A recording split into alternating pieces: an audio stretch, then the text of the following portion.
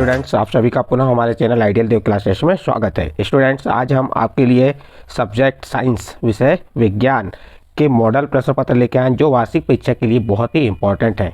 तो चलिए देखते हैं हम model question paper annual exam 2023 model प्रश्न पत्र वार्षिक परीक्षा 2023 के लिए है, विषय विज्ञान और कक्षा 8वीं। इसके वैकल्पिक प्रश्न देखते हैं। आपको वैकल्पिक प्रश्न कितने आएंगे? 10 आएंगे और प्रत्येक प्रश्न के लिए 1 अंक रहेगा। चलिए पहला प्रश्न क्या कह रहा है, पढ़िए। जंतुओं के भोजन का स्रोत क्या है? अ नंबर हरे पेड़ पौधे, ब नंबर अन्य जंतु और स नंबर उपरोक्त दोनों और दोनों नहीं। तो इसमें सही आंसर आ जाएगा हरे पेड़ पौधे भी और अन्य जंतु, तो उपरोक्त दोनों। इसका सही आंसर क्या आ जाएगा? उपरोक्त जो दोनों जंतुओं के भोजन के स्रोत हैं। नेक्स्ट क्वेश्चन है, चीनी को अल्कोहल में परिवर्तित करने के प्रक्रम का नाम है। चीनी को अल्कोहल में परिवर्तित करने का प्रक्रम का नाम है। अ नंबर नाइट्रोजन स्थिरीकरण, ब नंबर मोल्डिंग, स नंबर किण्वन और द नंबर संक्रमण। तो इसका सही आंसर आ जाएगा आपका स नंबर किण्वन। क्या आ जाएगा? इसका किण्वन आ जाएगा। नेक्स्ट क्वेश्चन देखते हैं, question number third. Question number third क्या कह रहा है, कांच की छड़ को रेशम से रगड़ने पर उसमें खालिस्तान उत्पन्न होता है। प्रश्न क्या है? कांच की छड़ को रेशम से रगड़ने पर उसमें खालिस्तान उत्पन्न होता है। अ नंबर धनावेश, ब नंबर ऋणावेश, स नंबर उपरोक्त दोनों और द नंबर दोनों नहीं। तो इसका सही आंसर आ जाएगा अ नंबर धनावेश। कांच की छड़ को रेशम से रगड़ने पर उसमें धन आवेश उत्पन्न होता है। नेक्स्ट क्वेश्चन है, क्वेश्चन नंबर 4। मानव शरीर में आयरन की कमी होती है। मानव शरीर में आयरन की कमी होती है। अ नंबर लाल रक्त कणिकाओं से, श्वेत रक्त कणिकाओं में, रक्त पट्टिकाओं में और इनमें से कोई नहीं। तो इसका सही आंसर आ जाएगा आपका अ नंबर लाल रक्त कणिकाओं में। नेक्स्ट क्वेश्चन, क्वेश्चन नंबर 5 है आपका, प्राकृतिक संसाधनों को कितने वर्गों में बांटा गया है? प्रश्न है, प्राकृतिक संसाधनों को कितने वर्गों में बांटा गया है? अ नंबर 1, ब नंबर 2, स नंबर 3 और द नंबर 4। तो इसका सही आंसर आ जाएगा ब नंबर 2। प्राकृतिक संसाधनों को कितने वर्गों में बांटा गया है? तो प्राकृतिक संसाधनों को 2 वर्गों में बांटा गया है। नेक्स्ट क्वेश्चन, क्वेश्चन नंबर 6 देखिए। किसी भी पदार्थ के दहन के लिए कौन सी गैस अनिवार्य है? Nitrogen, hydrogen, lithium, oxygen. तो इसका सही आंसर आ जाएगा द नंबर ऑक्सीजन। किसी भी पदार्थ के दहन के लिए कौन सी गैस अनिवार्य है? तो आपका आंसर हो जाएगा ऑक्सीजन। दहन मीन्स जलने के लिए कौन सी गैस अनिवार्य है? तो ऑक्सीजन गैस अनिवार्य है। जंतु खालिस्तान विधियों द्वारा प्रजनन करते हैं। तो इसका सही आंसर क्या होगा? अ नंबर 2, ब नंबर 3, स नंबर 4 और द नंबर 5। तो इसका सही आंसर आ जाएगा अ नंबर 2। जंतु 2 विधियों द्वारा प्रजनन करते हैं। नेक्स्ट अगला क्वेश्चन है, क्वेश्चन नंबर 8। कार्य करने के लिए धक्का या खिंचाव लगाया जाता है, उसे कहते हैं, क्या कहते हैं? ऊर्जा, दाब, बल, त्वरण। तो इसका सही आंसर स नंबर बल आ जाएगा। कार्य करने के लिए धक्का या खिंचाव लगाया जाता है, उसे बल कहते हैं। नेक्स्ट क्वेश्चन है, घर्षण बल खालिस्तान प्रकार के होते हैं। तो उत्तर हो जाएगा, क्या होगा उत्तर बताइए? यहाँ 4 ऑप्शन दिए हैं, 1, 2, 3, 4। तो घर्षण बल 3 प्रकार का होता है, तो इसका स नंबर का आंसर सही होगा। घर्षण बल 3 प्रकार के होते हैं। नेक्स्ट क्वेश्चन है, क्वेश्चन नंबर 10 है, अंतिम क्वेश्चन है आपका। क्या कह रहा है इसमें? 20 हर्ट्ज से कम आवृत्ति की ध्वनि को खालिस्तान कहते हैं। अपश्रव ध्वनि, पराश्रव ध्वनि, शोर, इनमें से कोई नहीं। तो इसका सही आंसर आ जाएगा आपका अ नंबर का अपश्रव ध्वनि। 20 हर्ट्ज से कम आवृत्ति की ध्वनि को अपश्रव ध्वनि कहते हैं। इस प्रकार बच्चों आपके यहाँ पे जो बहुविकल्पी प्रश्न थे 10 यहाँ पे कंप्लीट हुए और आपको इसी प्रकार का पैटर्न पेपर में आना है। 10 प्रश्न आपके 10 अंक के आएंगे बहुविकल्पी, यानी कि आपको विकल्प चुन के लिखना है। इसके बाद आपके 11 से 20 तक लघुत्तरी प्रश्न रहेंगे। लघुत्तरी प्रश्न आपके क्या है देखिए। पहला प्रश्न है, धान को शीत ऋतु में क्यों नहीं उगाया जा सकता? प्रश्न क्या है? धान को शीत ऋतु में क्यों नहीं उगाया जा सकता? तो उत्तर हो जाएगा, धान को उगाने के लिए बहुत अधिक पानी की आवश्यकता होती है। धान को उगाने के लिए या धान की फसल को उत्पन्न करने के लिए हमें बहुत अधिक पानी की आवश्यकता होती है। अतः इसे शीत ऋतु में नहीं उगाया जाता, इसे केवल वर्षा ऋतु में ही उगाया जा सकता है। तो इस प्रकार आपका प्रश्न नंबर 11 कंप्लीट हुआ। प्रश्न नंबर 12 क्या कह रहा है? सूक्ष्म जीवों के मुख्य वर्ग कौन कौन से हैं? क्या पूछा है इसमें? सूक्ष्म जीवों के मुख्य वर्ग कौन कौन से हैं? तो उत्तर हो जाएगा, सूक्ष्म जीवों के मुख्य वर्ग निम्नलिखित हैं। नंबर 1 जीवाणु, नंबर 2 कवक, नंबर 3 प्रोटोजोआ और नंबर 4 शैवाल, नंबर 5 विषाणु। प्रश्न क्या था? सूक्ष्म जीवों के मुख्य वर्ग कौन कौन से हैं? तो आप उत्तर में क्या लिखेंगे? सूक्ष्म जीवों के मुख्य वर्ग निम्नलिखित है। नंबर 1 जीवाणु, नंबर 2 कवक, नंबर 3 प्रोटोजोआ, नंबर 4 शैवाल और नंबर 5 विषाणु। इस प्रकार आपका प्रश्न नंबर 12 कंप्लीट। नेक्स्ट प्रश्न देखते हैं, प्रश्न नंबर 13। प्रश्न नंबर 13 में क्या कह रहा है, एल्यूमिनियम की पन्नी का उपयोग खाद्य सामग्री लपेटने में किया जाता है, क्यों? तो उत्तर देखिए, एल्यूमिनियम की पन्नी का उपयोग खाद्य सामग्री लपेटने में इसलिए किया जाता है क्योंकि इसे आसानी से मोड़कर खाने को अच्छी तरह बंद किया जा सकता है। देखिए क्या कह रहा है कि हम एल्यूमिनियम की पन्नी का उपयोग खाद्य सामग्री को लपेटने में इसलिए किया जाता है क्योंकि इसे आसानी से मोड़कर खाने को अच्छी तरह बंद किया जा सकता है, जिससे बाहरी वायु एवं समदूषक पदार्थों का भोजन पर कोई दुष्प्रभाव नहीं होता। इससे भोजन सुरक्षित एवं कुछ देर तक गर्म रहता है। इस प्रकार से आपका प्रश्न क्रमांक 13 कंप्लीट। नेक्स्ट प्रश्न है प्रश्न नंबर 14।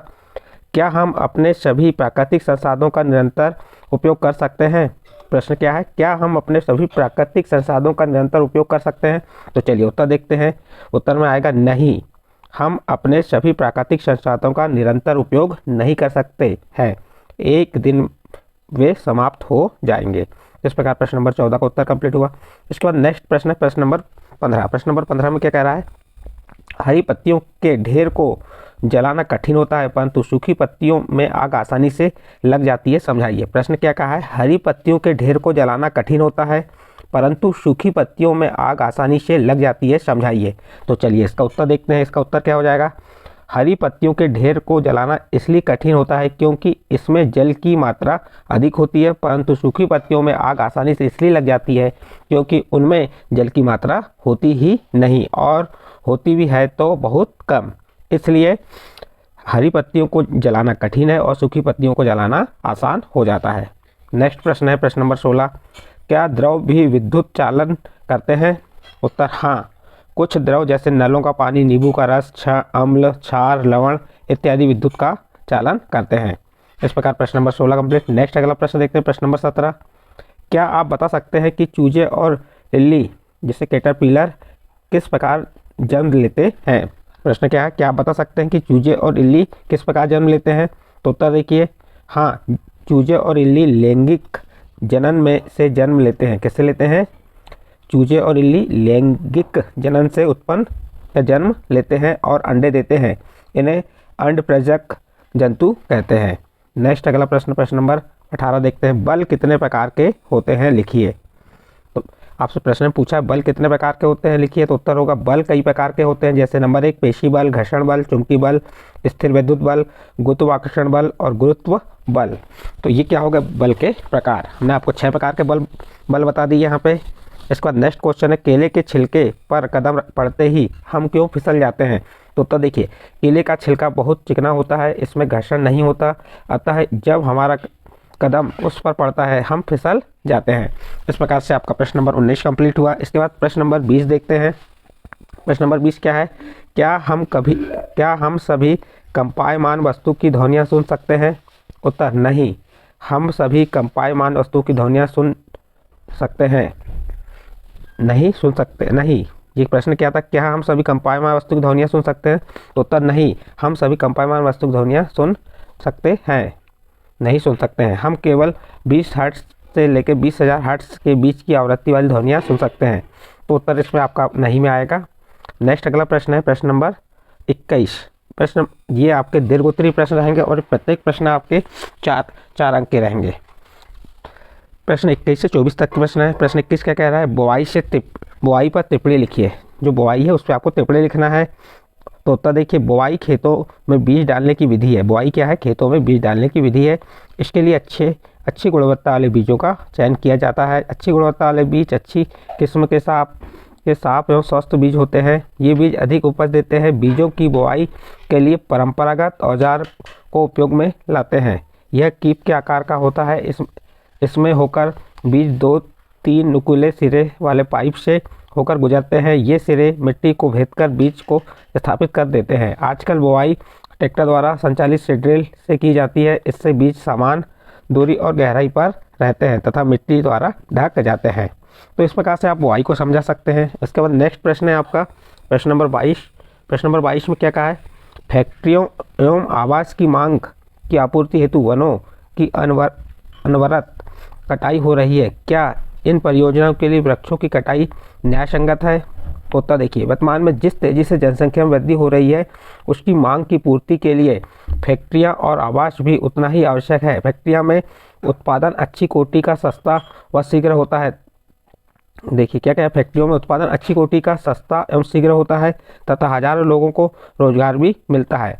आवास मनुष्य की एक बुनियादी आवश्यकता है। इन आवश्यकताओं को पूरा करने के लिए मनुष्य वनों को साफ करके भूमि तैयार करता है, क्योंकि उनको वनों के अतिरिक्त कहीं खाली जगह उपलब्ध नहीं हो पाती।